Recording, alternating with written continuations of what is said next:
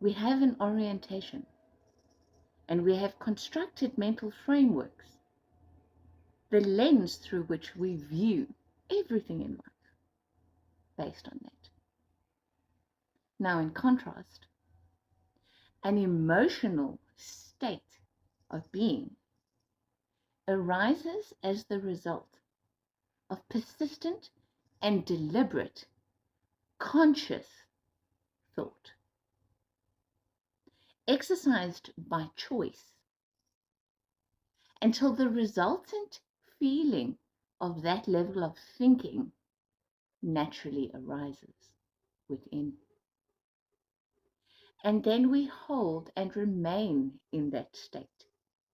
It becomes a place that we choose to reside, the frequency band that we elect to be coming from. So sometimes there's congruity between an emotional feeling and an emotional state, and other times not. So it's not enough just to understand the feeling, but to also have some insight about the emotional state, the mental construct, the projection that we're actually coming from in order to connect to that feeling, which then together create the emotional state, the frequency band. It's important also for you to know that different feelings, different emotional states exist within different bands of frequency.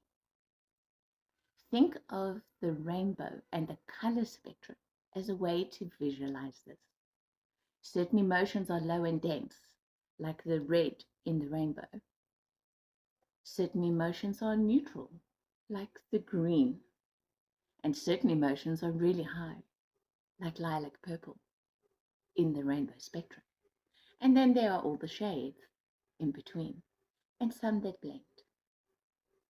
But understanding the vibrational frequency of a bandwidth is not just somebody's woo-woo or made-up idea. These things are scientifically measurable. I don't understand the exact mechanism, but you can hold a thought that generates a feeling that can then be measured as frequency. It's given a number in hertz. That's how exact it is. So the emotional frequency spectrum is literally measured in hertz. 432 hertz, for example, is an extremely beneficial frequency, the frequency of love.